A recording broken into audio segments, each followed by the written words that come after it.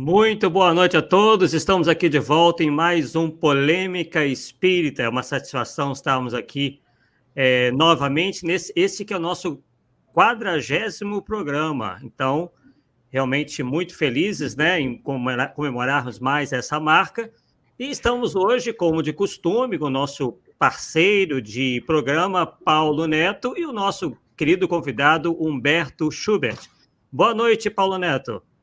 Boa noite a tu, boa noite, Humberto. Boa noite a todos que já estão aí na nossa live. O Nelides, Shirley e o Ari. Forte abraço a todos. Isso daí. E hoje temos aqui o Humberto Schubert, que é nosso convidado de hoje, primeira vez que nos dá essa satisfação de estarmos aqui reunidos, né, no programa. Ele que é de Juiz de Fora, né, já milita aí no movimento espírita já há um bom tempo, embora seja bastante jovem, e passo ali a palavra para que você possa fazer as suas considerações iniciais e falar um pouco desse tema antes de a gente iniciar. Excelente, obrigado mesmo, Arthur, obrigado, Paulo. Vou tentar falar mais brevemente e cada vez mais a gente está tentando justamente incentivar as pessoas a participarem mais, a colocarem as coisas nos comentários, o que pode ser interessante se acrescentar, criticar, perguntar, para que a gente cada vez mais faça do Espiritismo uma prática e não a recepção de um conteúdo, a recepção de certas informações.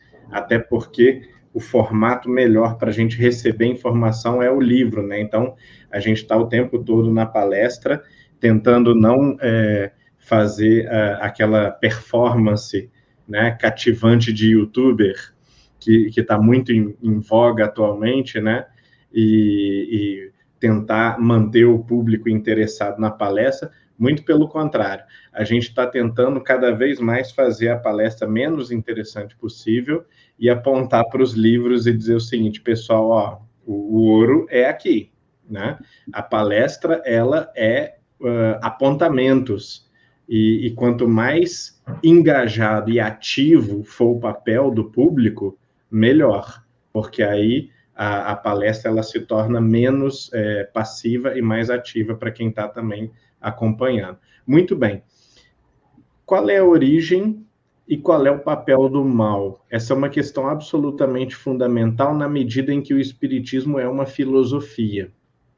Se não fosse uma filosofia, talvez bastasse constatar a existência do mal, né? Dizer, olha, existe o mal, existe o sofrimento, existe a crueldade, existe a malignidade, existe uma série de vícios, tá?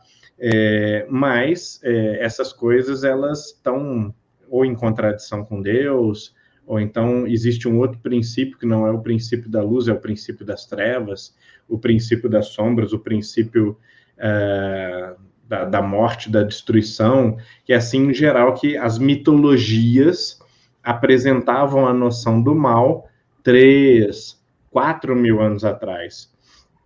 Muito ancestralmente mesmo. Assim também que, claro, há mitologias recentes também.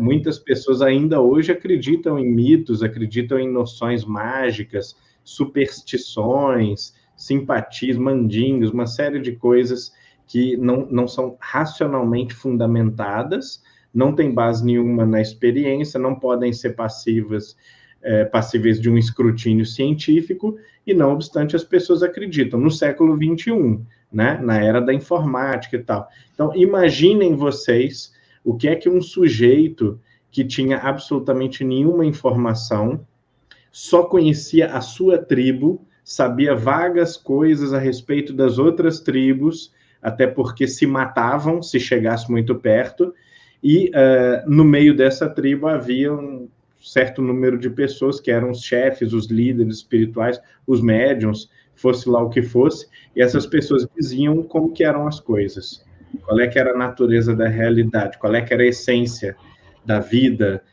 o sentido da vida, o sentido do bem e do mal, que é Deus, ou de onde saiu o universo, não é nem Deus, uma concepção mágica, uma concepção às vezes muito primitiva. Então as pessoas não tinham defesas, não tinham ferramentas para lidar com essa informação e acreditavam cegamente no que era dito.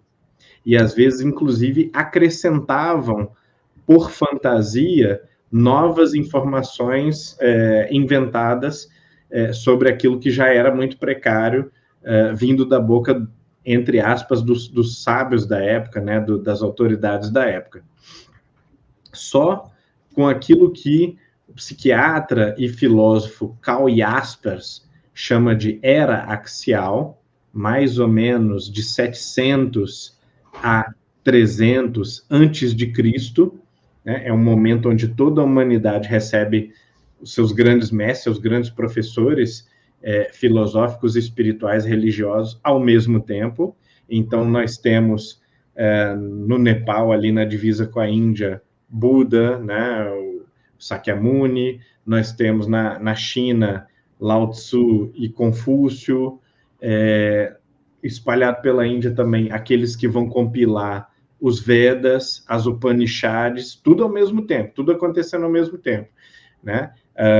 Pitágoras, Parmênides, Heráclito, Sócrates, Platão, Aristóteles, os druidas estão no auge do seu desenvolvimento civilizacional e cultural, os sacerdotes do Egito já eram mais adiantados um pouco, né? Estavam num período de decadência, mas nesse período axial também vão tentar uma espécie de reavivamento, de renascença.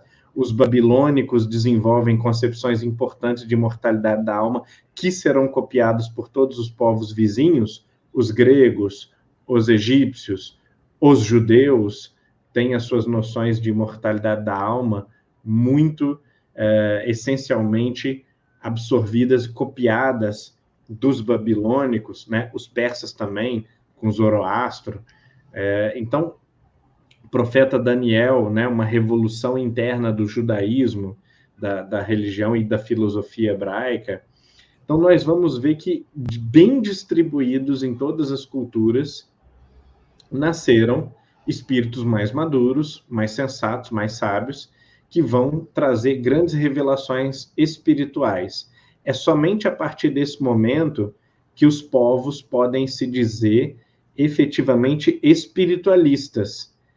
E o nascimento do espiritualismo, da China, passando pela Índia, pelo Irã, até Portugal, né, que os celtas também habitavam ali a Inglaterra e Portugal, quer dizer, o mundo mais ou menos inteiro, civilizado, vai ingressar na era da ética, da moralidade, e vai ter noções mais claras, claro, do que é o mal. Porque o mal é uma preocupação que vai ficar cada vez mais acentuada, quanto mais puras são as nossas noções éticas. Para o povo muito selvagem, para o qual o assassinato é normal, para o qual o infanticídio é normal, o incesto é normal, o que é uma mentira? Imagine assim, que é uma pessoa enganar outra, ou trapacear num jogo. Isso é imperceptível, você não é nem capaz de perceber que isso é uma ruindade, ou que isso é uma quebra de conduta, que isso é uma maldade. Então, é necessário que surjam os grandes, os mais eminentes mestres éticos, como Confúcio, como Sócrates, para que, naquele idealismo de uma lei moral refinada e pura, as pessoas possam, pela primeira vez, se dar conta de que elas são más. De que o mal existe, em primeiro lugar, e, em segundo lugar, não só existe, mas está presente em todos. E essa é uma mensagem fundamental também da Bíblia. A Bíblia, ela por um lado, claro, que é a mitologia do judeu, né? O grego faz os 12 trabalhos de Hércules. O judeu escreve como que Adão e Eva foram expulsos do paraíso. Então, a gente não pode nutrir no século XXI a fantasia, e qualquer sacerdote mais instruído não tem essa fantasia, né? É uma injustiça dizer isso de padres, de pastores bem formados. A gente não pode ter mais a fantasia de que aquilo é literal, de que aquilo é a história do que aconteceu, né? Há 1000 anos atrás, ou há 1500 anos atrás, as pessoas já discutiam isso, né? Olha, são metáforas, são mitos e tal. Contudo, nenhum mito é cunhado pela estupidez, né? Os mitos são cunhados como tentativas de respostas que a gente ainda não tem cientificamente, tá? Mas tentativas racionais de respostas para os grandes e mais prementes problemas da humanidade. Então, eles vão tentar, numa alegoria, passar uma lição moral, que a gente, inclusive, diz assim, qual é a moral da história, né? Qual é a lição, qual é a verdade que o mito passa? E a gente extrai uma verdade profunda de Chapeuzinho Vermelho, por exemplo, né? Ela vai, né, carregar coisas preciosas, que são doces, né? Por uma cultura de muitos séculos atrás, ou milhares de anos atrás, isso era uma coisa muito preciosa. Vai visitar a casa da vovozinha, mas tem que passar por um trecho que pode ser perigoso. A estrada é muito longa, margiana floresta. A tentação da preguiça é muito forte. Aí o que ela pensa? Talvez eu possa passar pela floresta, porque aí, ao invés de 2, 3 horas andando, eu levo meia hora e chego rapidamente na casa da avó. A mãe alerta para aquilo, né? Então, a sensatez, a prudência são representados pela mãe, né? O princípio da experiência, né? Não faça isso, não vá por esse caminho. Tem coisa ruim nesse caminho. Essa é a experiência de todos. Todos os seres humanos passam por isso. Não existe ser humano que não cruzou a floresta por preguiça, por conveniência, porque, quero saber o que tem, por curiosidade, né? Todas as mães dizem, não vá por esse caminho, né? A maioria das crianças vai, a maioria experimenta o caminho do mal, né? E claro, há resultados infelizes, consequências desagradáveis em se experimentar o mal, né? Por um lado, o aviso não é o suficiente, a gente quer ter a experiência, mas a experiência é ruim, a experiência é amarga. Então, se essa lição é extremamente válida, verdadeira e profunda, como que a gente pode debochar e diminuir a profundidade da sabedoria dos judeus, por exemplo, da sabedoria de outros povos, dos indianos, no Mahabharata, né?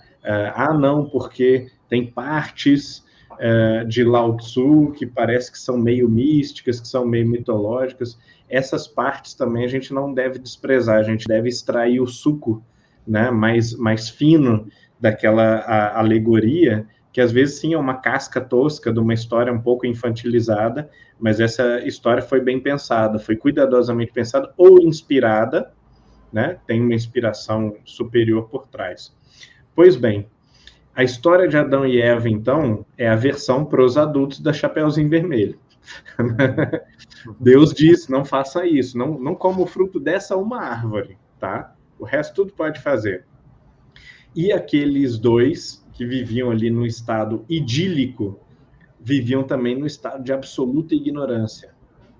A árvore, de certa maneira, representa o conhecimento, representa a noção. É por isso que a primeira coisa que eles fazem depois de comer o fruto da árvore é sentirem vergonha da sua nudez. E vão se cobrir, vão ter essa preocupação. Um olha para o outro, né? Tem uma mulher aqui me olhando, eu estou pelado, ela também, eles vão se cobrir. Ou seja, eles vão adquirir consciência. Com a consciência surge uma série de consequências. As frutas que caíam maduras do pé na mão deles, agora não caem mais. É preciso ganhar o pão com o suor do seu rosto. Essa é a condenação de Deus. A gente pode pensar assim, não é uma condenação tão ruim, né? Não bateu neles, não impôs nenhum sofrimento, né? Mas a lição que se dá até agora era no colinho. Agora você vai puxar a enxada e vai esperar 6 meses para nascer. É muito duro, é muito difícil, né? O sofrimento, ele advém dessa dureza, dessa dificuldade que é imposta pela consciência. A consciência traz responsabilidade. Agora sou eu quem faz. Agora eu sou responsável. Agora, se eu não cuidar da plantação, ela morre mesmo. A fruta não cai na minha mão mais. Não é Deus quem garante, sou eu quem garante. Há uma natural rebelião contra Deus, um ressentimento que surge daí. O primeiro materialista, o primeiro ateu, é o sujeito que estava certamente puxando enxada lá e caiu um granizo na verdura dele, ou então veio a seca, ele perdeu tudo. Aí ele falou, mas não é possível, vá para o inferno. 6 meses de trabalho todo dia, perdi tudo. Né? O cafezal é terrível, né? A gente que é aqui de Minas, né? Perdeu a plantação de café, é uma desgraça irreparável, porque não é uma coisa assim como um repolho ou uma couve, que em 10 dias você refaz, recupera, 20 dias, né? Você recupera o prejuízo, né? Perdeu o café, perdeu tudo. Aí a gente vê assim no Globo Rural, nos programas de roça, né? O sujeito perde o cafezal numa geada, uma coisa assim. A expressão do fazendeiro é de que ele perdeu o parente mais querido dele. É uma expressão de sofrimento, é uma expressão de tristeza profunda, que é deprimente de você ver e triste de você ver. Então, ganhar o pão com o suor do seu rosto, vejam bem, não é só a lei do trabalho, é também a lei do sofrimento. Você vai chorar, né? Você vai rasgar as mãos puxando a enxada. Você vai lutar com outros, porque outros vão querer não trabalhar e tomar o que é seu, tomar o fruto ou o animal, seja lá o que for que você criou para comer.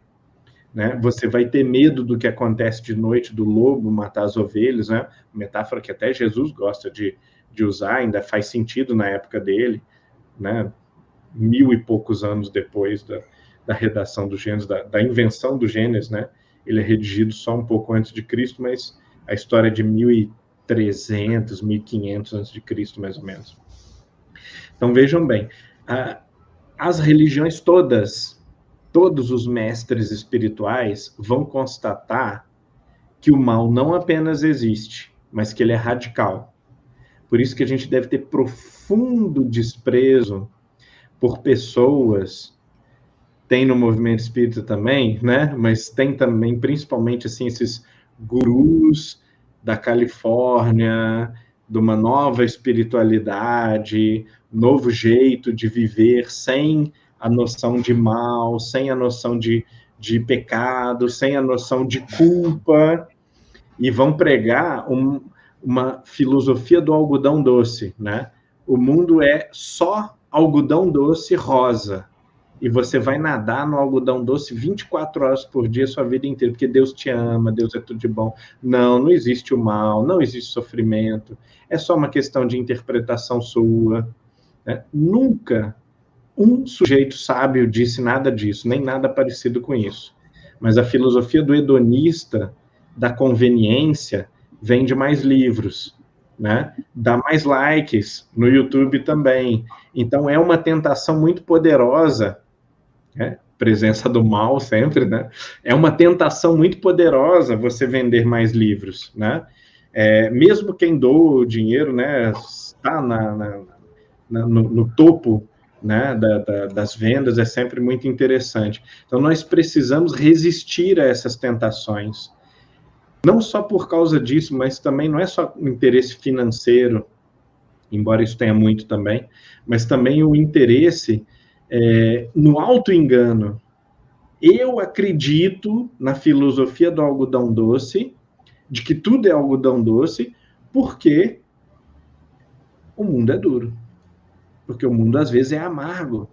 Às vezes, você tem que engolir coisas, engolir sapos, que você acha, não, isso aqui não desce na garganta, não é possível que essa é a minha cota. Tem que ter alguma coisa errada, alguém confundiu o sapo que eu tenho que engolir com o de outra pessoa, com o triplo do tamanho.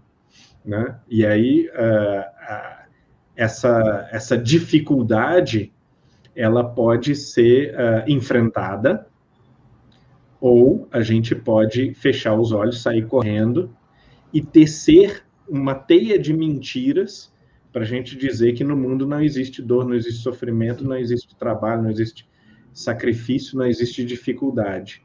Então a gente precisa ter muito, muito cuidado com isso no movimento espírita. Porque se você foi um cretino, a coisa mais saudável do mundo é se sentir culpa. E as pessoas estão pregando, em nome do espiritismo, que nós não devemos sentir culpa quando a gente faz uma coisa horrível. Né? A culpa, ela é um diagnóstico automático da alma de que ela precisa se arrepender. Então, a culpa, claro, não é para ser cultivada e você ficar vivendo um sofrimento adicional, né? Ah, eu sou horrível. Não é isso. Mas a culpa é uma, como a dor, né? Ela diz assim, tire a mão daí que está queimando, né? É um aviso, é uma informação natural. Então, você sente mal, poxa, eu achei que podia trair a esposa e estava tudo ótimo, né? Parecia uma ótima ideia. De repente, comecei a me sentir meio estranho, né? Eu achei que podia tirar um pouco de dinheiro do sócio. A princípio parecia a melhor ideia de todas, porque eu ia ter mais dinheiro. Quem não quer ter mais dinheiro? Mas depois que eu fiz, eu não sei o que está acontecendo comigo, né? É uma percepção da imoralidade. Que bom que a gente tem culpa, né? Imagine o quão maligno é aquele que diz para nós que a gente não deve sentir culpa nunca. Porque quem não sente culpa nunca vai se arrepender. Nunca vai dizer assim, poxa, talvez eu tenha que pedir desculpas para alguém. Talvez eu tenha que pedir desculpas para Deus. Cometi um erro contra mim mesmo. Fiz um mal contra mim mesmo, né? E entrei num vício, num caminho sem saída, numa coisa esquisita, uma coisa difícil de explicar, né? Tentei me enganar de que eu estava certo, que eu estou sempre certo, porque os outros podem ser cafajestes, mas eu não. Então, quer dizer, a gente tem todos esses mecanismos de proteção da dor e do sofrimento e também da culpa. Mas é através do cancelamento desses mecanismos que vem uma coisa das mais maravilhosas que a religião prega. Todas as religiões. A desilusão. Os hindus, eles radicam a maldade na ilusão. É o véu de Maia, uma deusa maligna, uma espécie de demônio, né? Que joga uma ilusão e nós perseguimos desejos, fantasias, temos expectativas de uma série de coisas que a gente não precisa, né? A gente julga o outro, a gente pensa, mas eu não merecia sofrer, né? O outro que morreu lá no terremoto da Turquia, bom, que pena, né? Mas, assim, ele devia ter alguma culpa, né? Devia ter alguma dívida, alguma coisa assim. Eu, por outro lado, olha só, o que eu fiz para merecer esse problema que saiu do meu dedo aqui?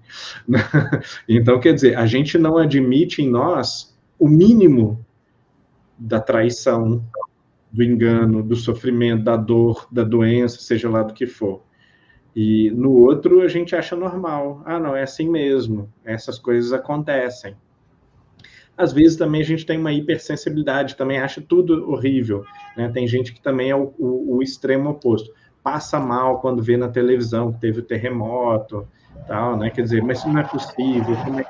Como é que pode existir tanto sofrimento, tanta dor? Ou então, quando é uma maldade praticada por uma pessoa, como é que isso é possível? Como aconteceu de Deus permitir uma pessoa fazer isso com uma criança?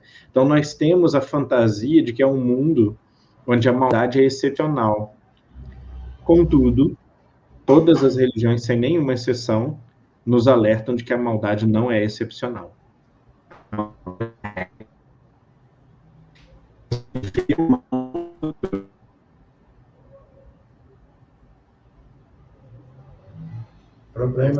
Probleminha de conexão aí do Humberto.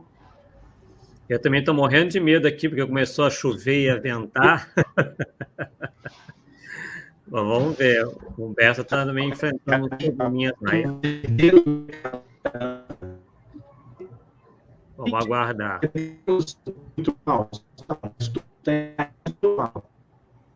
Potencialidade para o mal. Voltou. Todos temos desejos pervertidos. todos temos vontade de fazer certas coisas que não são adequadas. Às vezes não é uma coisa horrível, aí a gente diz, não, eu não tenho, né? Mas quando a gente analisa cuidadosamente o comportamento, a gente vai ver vários traços de egoísmo e de orgulho nesse comportamento. Então, às vezes é uma coisa sutil, às vezes a gente não percebe que está se gabando, às vezes a gente não percebe que está rebaixando o outro, né? Ah, não, mas eu falei uma coisa que é verdade. O fulano, ele é legal e tudo, mas ele é muito ignorante, né? Ele não tem condição de fazer isso. Então, a gente adocica a nossa maldade. A do outro é apimentada, né? A do outro é, inclusive, intragável, inadmissível. Se me dirigir, devolvo um soco, ou então chamo a polícia, vou buscar meu advogado, você vai pagar pelo que você fez. A maldade que eu faço, ela é sempre maquiada, camuflada, adocicada, toda trabalhada pela minha autoilusão, pelo meu autoengano, porque eu não admito ver a minha maldade. Eu não admito, né? A gente até diz da boca para fora, né? O espírita diz muito assim, eu sou muito orgulhoso, muito egoísta, né? Eu sou mesmo muito assim, né? Mas a gente não se flagra sendo e não diz não. A gente não se flagra fazendo uma coisa baixa, uma coisa tosca, uma coisa desrespeitosa, uma coisa indecente, uma coisa pervertida, e diz assim, poxa, o que é isso? Por que eu estou fazendo isso, gente? A gente simplesmente cria um mecanismo para justificar. E se a gente chegar ao extremo, ou se a gente quiser ser guru, a gente diz assim, a culpa não existe, né? Isso é tudo uma forma, cada um é do jeito que quiser, cada um faz o que quiser, esse é o seu jeito de ser, seu jeito especial de ser, né? E as pessoas, lamentavelmente, caem, né? Caem em quantidades, porque isso é o que todo mundo quer ouvir. O mestre espiritual, ele diz o que ninguém quer ouvir, né? Então, Jesus... É muito enganoso a gente imaginar que Jesus agradava as multidões. Ele agradava uma parcela da multidão, uma parcela da sociedade.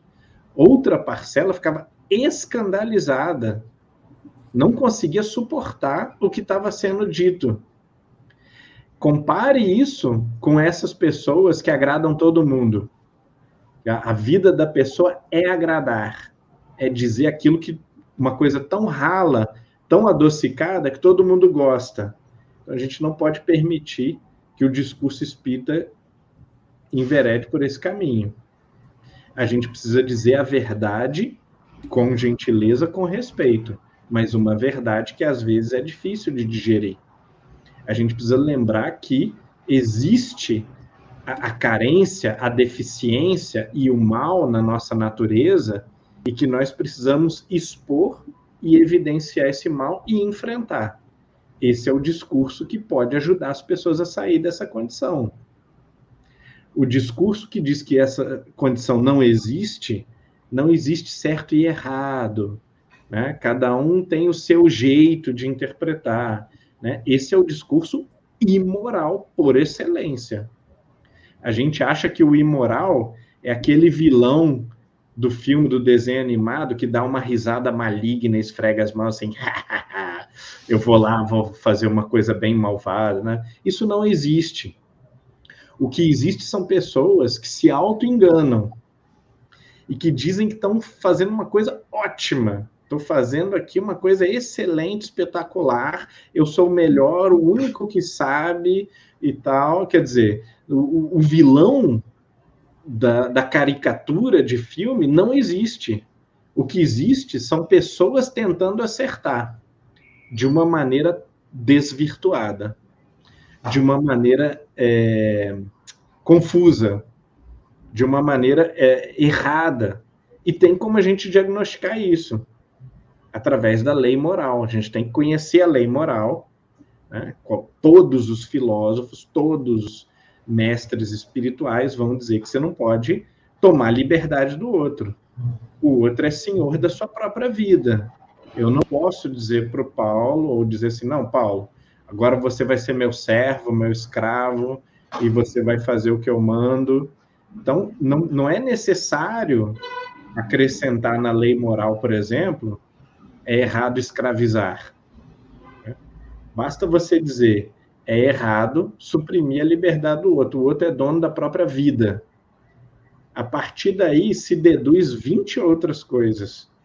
A lei, claro, vai precisar dizer, né? É proibido A, B, C, D, porque as pessoas também não refletem o suficiente sobre as consequências, mas para a moralidade basta o seguinte: cada um tem direito sagrado à sua liberdade.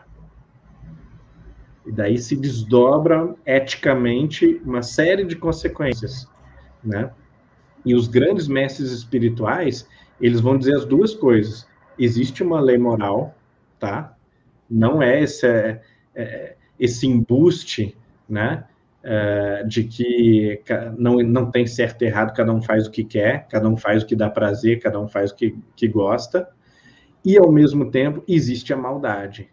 Existe um estado generalizado de infração dessa lei moral, que as pessoas não percebem porque elas não conhecem a lei moral.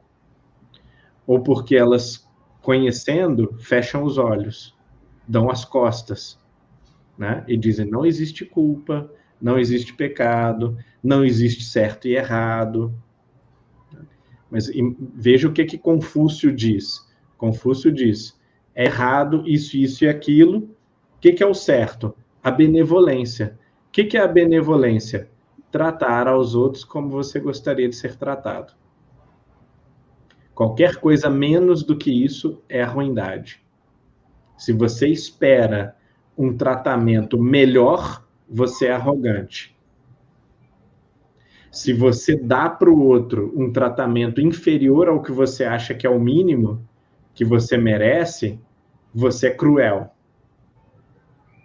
É lógico. É lógica pura, não tem mistério, não precisa... A princípio, se a gente pensasse, não precisava vir gente do céu dizer isso.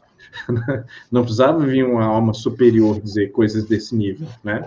A gente conseguiria concluir isso se a gente não tivesse mergulhado no auto-engano.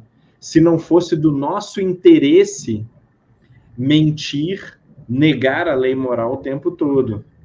Quando os romanos começam a receber a mensagem de Paulo, de Pedro, de outros que estão ali em Roma, a primeira coisa que eles dizem é o seguinte, tá, mas vocês judeus, vocês têm a Bíblia, vocês acreditam no Deus único, esse Deus único ele é bom no geral, né?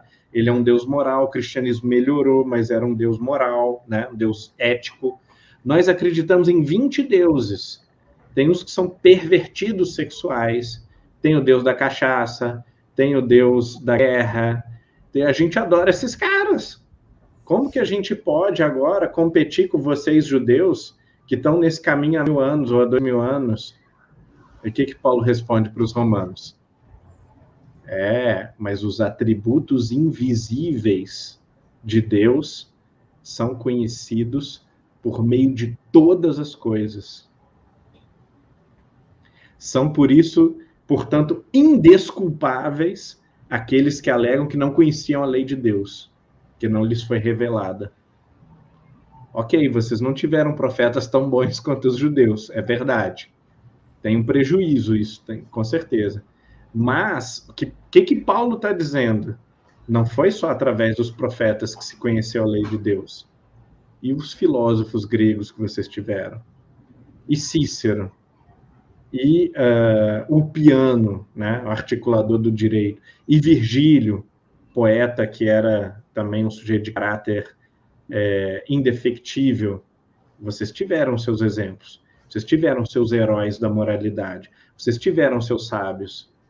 Vocês têm razão para analisar a vida e ver se isso é certo e errado.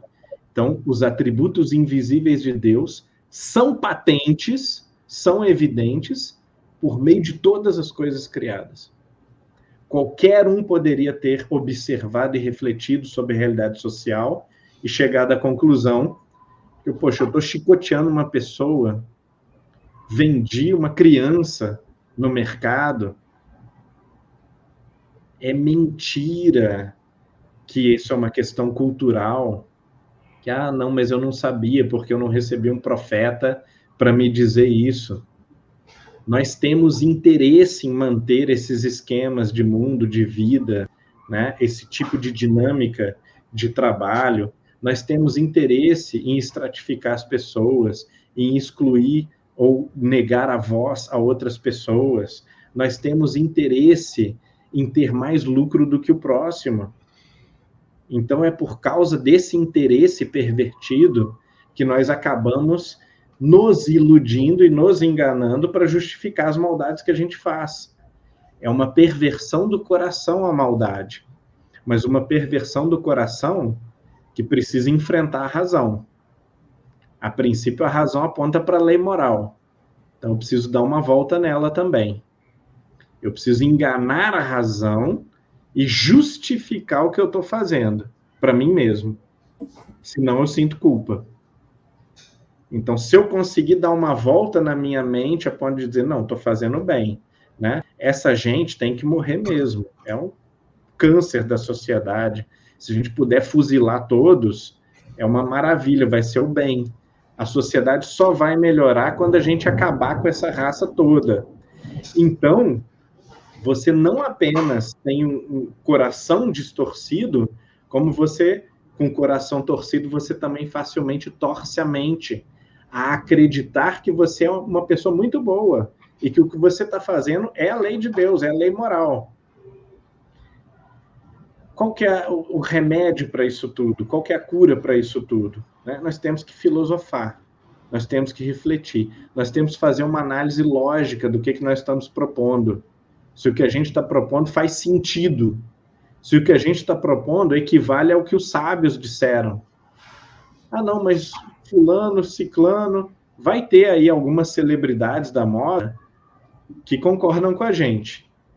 Mas pegue um Buda que diz que tudo é dor, tudo é sofrimento. Qual que é a fonte do sofrimento?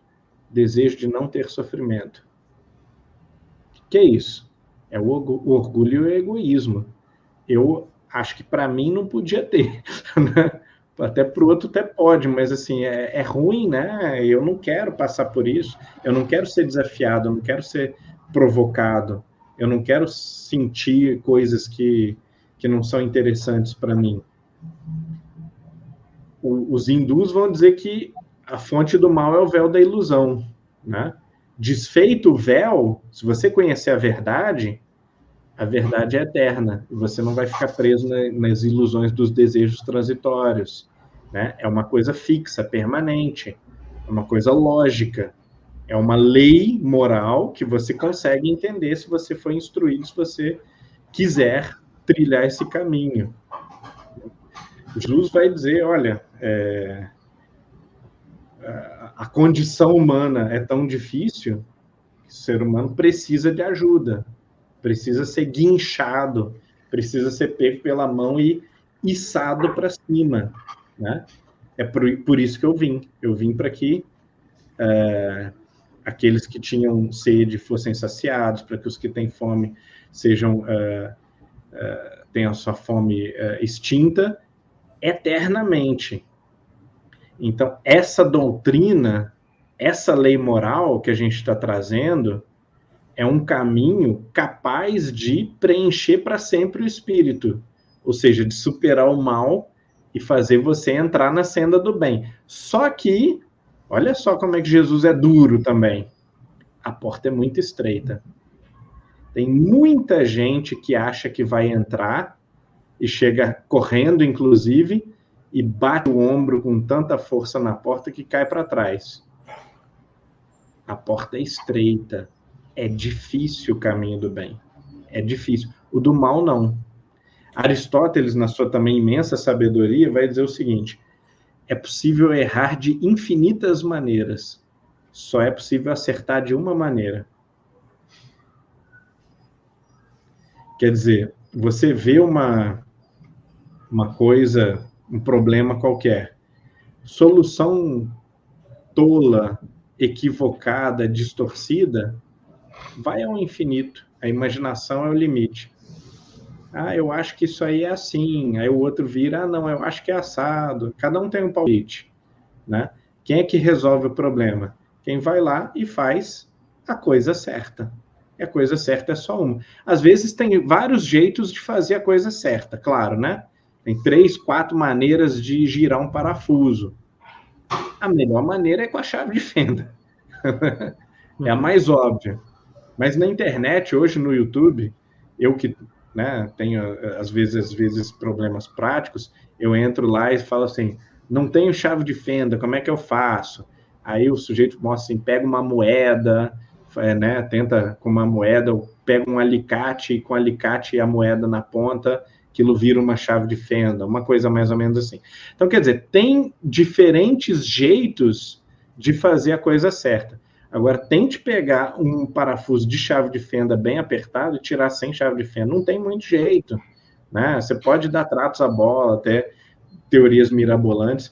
A moralidade é mais complicado que um parafuso. As pessoas entendem que é inadequado de um parafuso com um martelo, é inadequado com serrote, é inadequado de uma série de maneiras. Mas mesmo assim a gente quer, porque quer dizer que no campo moral é possível dar um jeitinho. Ah, não é bem assim, né? Tem casos que tem que contar uma mentirinha e tal. Se eu falasse a verdade, como é que ia ser? Ia ser um escarcéu, a mulher ia reclamar 2 horas, tal. Então a gente conta aquela mentira e está tudo resolvido e tal. Então nós damos uma volta na nossa consciência. Agora, a gente sabe que uma coisa 1 milhão de vezes mais simples do que o caráter, que é um parafuso, não se permite manipular da maneira errada. Bom, eu vou ficar mais ou menos por aqui, convidando então a reflexão, né? Qual é que é a origem do mal? O que é que nos leva a todo esse processo, esses mecanismos de ilusão, de confusão, de auto-engano, né? O que a gente ganha com isso? E qual é o papel disso no mundo, né? Por que é que Deus permite isso? Por que é que Deus permite a gente escolher a autoilusão? Ao invés de dizer assim, não, pega pela orelha, né? Você vai fazer o certo. O Espiritismo trata dessas questões muito bem, mas não sei se pelo nome do programa, mas eu também quis falar de uma maneira mais provocativa e mais interrogativa do que citar as questões do Livro dos Espíritos, que eu acho que resolvem bastante, mas talvez não fosse tão instigante ou tão provocativo. Perfeito. Eu, particularmente, acredito que todos aqui gostaram bastante dessas reflexões super importantes, profundas e, ao mesmo tempo, bastante diretas, né? Tocando realmente na nossa ferida, para que a gente faça essas reflexões aí, esses questionamentos, né, Paulo? Com certeza. E a proposta da doutrina espírita, quanto é mais para o lado moral, aí eu acho que encaixa bem toda essa fala do Humberto, né? Muito bem mesmo. Temos aqui 2 perguntas para o Humberto. Vamos lá, antes do nosso finalzinho. O Saúde Sem Dogmas pergunta: à luz da doutrina espírita, maldade e ignorância são sinônimos? Essa é uma pergunta muito difícil de responder, tá? As perguntas boas, elas são difíceis porque a resposta ela é filosófica, ela não é uma resposta de um fato, né? O fato a gente mostra. Questões filosóficas, elas são as questões que levam à tona qual é o sentido da maldade, qual é o sentido da ignorância, como exatamente essas coisas funcionam, e isso é muito difícil de explicar. Em alguns sentidos, a gente pode dizer que sim, né? Que, por exemplo, só são maus os espíritos que não são sábios. Isso aí resolve a questão. No entanto, a questão é enganadora porque há pessoas que são espertas, tecnicamente competentes, o cara é um médico extraordinário, um engenheiro extraordinário, um professor muito hábil, um palestrante extraordinário, um escritor extraordinário, e o sujeito é muito maligno. Aí a gente diz assim, poxa, mas a inteligência, o conhecimento junto com a maldade, isso constrange a gente, confunde a gente um pouco. Mas ali não há nenhuma sabedoria. Os gregos, 2.400 anos atrás, perceberam que eles tinham que separar as duas coisas. Conhecimento vem da experiência ou do estudo. Sabedoria é uma espécie de grandeza da inteligência. É quando você considera as coisas não particularmente, mas na totalidade. É uma espécie de maturidade da razão. Porque no entendimento técnico, ou na esperteza para os negócios, na esperteza numa competição, o sujeito que é o mais astuto, mais esperto, ele pode chegar a passar a perna no outro, sem que necessariamente, claro, aquilo seja maior sabedoria, porque ele está enxergando somente aquela competição. O interesse dele é calculado ali de uma forma muito simples, muito linear, né? Pô, se eu fizer isso, eu ganho dinheiro. Pronto, é simples assim. Se eu mentir para essa pessoa, eu faço isso com ela, né? Agora, a sabedoria é o entendimento global. O que é que isso vai produzir para a trajetória dessa pessoa? Será que eu quero participar de uma coisa que vai ficar marcada para essa pessoa como uma coisa muito ruim, como uma traição, uma tapeação, um engano, uma crueldade? Do ponto de vista geral, o que é que todas as pessoas devem fazer? Vejam que as leis morais, elas não são para você, elas são para qualquer pessoa. Elas são abstratas, são genéricas, elas têm em vista um comportamento universal. E elas não são também sobre situações locais e momentâneas. Elas são do tipo assim, veja Jesus, né? Faça aos outros o que você gostaria que te fizessem. Ele não diz o que é para fazer. Ele reflita num sentido muito amplo a respeito do que seria adequado a toda e qualquer pessoa. Ou então a expressão incondicional, quando a gente diz assim, fazer o bem sem ver a quem. Ou então é preciso amar incondicionalmente.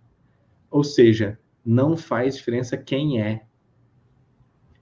Se a gente na vida prática, na esperteza do dia a dia, a gente for calcular, poxa, o Paulo é bem mais rico que o Arthur. Então, fazer o bem ao Paulo é mais interessante do que fazer o bem ao Arthur. Isso é a esperteza, é a sagacidade. A sabedoria é você dizer assim, olha, é preciso fazer o bem sem ver a quem. Ou seja, não faz diferença se a pessoa sorriu ou fez cara feia, se é meu amigo ou meu inimigo, se é rico ou se é pobre. Isso é irrelevante. O que interessa no bem é de uma ordem geral, da totalidade cósmica. E isso não cabe em qualquer alma. A alma ela tem que ser cadinho grandinha para essas ideias caberem nela. A alma pequena, às vezes, ela é muito hábil, né, na matemática, nas coisas da vida, na memorização de informações interessantes, mas ela não tem essa grandeza. Os gregos gostavam, os gregos não, os romanos, os gregos, né? Eram os gregos mesmo. Eles tinham um termo que era megalopsiquia, uma palavra bonita que significa a grandeza de espírito. Ser espírito grande é as coisas da vida serem pequenas para você. Quando o espírito é pequeno, as coisas da vida te dão um capote, né? Você não consegue levantar, porque tudo é muito grande, tudo te engole. Então, a grandeza de espírito é você... Acabou a luz, gente. Vou cair da 1 minuto ou 2. A grandeza de espírito é você ver assim, poxa, meu ente querido morreu. Voltou a luz. Mas isso faz parte da vida. Faz parte da ordem universal. Amanhã vai ser a mãe do Arthur. Amanhã vai ser a mãe do outro, que eu não gosto, do meu inimigo. Todos vão morrer. Então, a grandeza de espírito é capaz de apequenar, não é que as coisas são irrelevantes, mas ela consegue fazer com que você olhe como se estivesse do alto. Exatamente a metáfora que os espíritos dão para Kardec, né? É como se você estivesse no topo de uma montanha vendo as coisas, enquanto que a baixeza de espírito é a confusão, tudo é muito, né, demais para a gente lidar, tudo é aterrorizante, tudo gera ansiedade. Muito interessante. E a pergunta final de hoje é da Fernanda Linhares, que pergunta: a passagem, nem todos aqueles que dizem Senhor, Senhor, irão para o reino dos céus, é como se fosse uma espécie de culpa disfarçada? Digamos assim, como se fosse possível enganar a Deus? Sim, é uma espécie de auto-engano. Por quê? O que eu tentei expor foi justamente a respeito dessa questão. Pouquíssimas pessoas dizem assim, eu sou mau, né? Eu quero tudo só para mim mesmo. Raríssimas pessoas dizem isso, e talvez essas pessoas estejam numa condição melhor, porque elas sentem o sabor do próprio veneno. A maioria das pessoas, no entanto, elas dizem assim, não, comigo, aqui não tem nada para averiguar.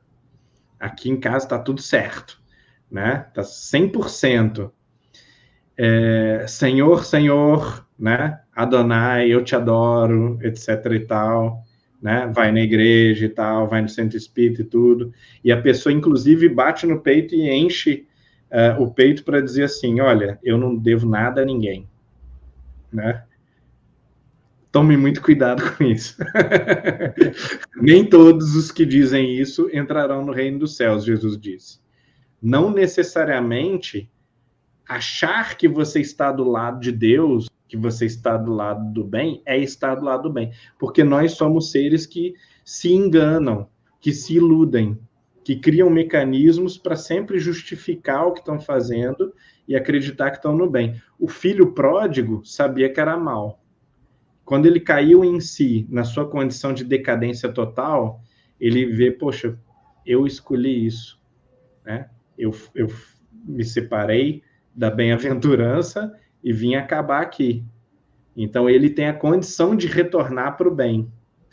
Aquele que está na festa lá, gozando feliz e imaginando que ele é o mais justo dos homens, esse vai demorar mais para voltar, para fazer o caminho de volta. Né? Ele está vivendo a vida que quer, mas de vez em quando, por que não também, né? Diz, Senhor, né? Dá uma olhada para cá, né? Garante que o dinheiro vai pingar direitinho na conta.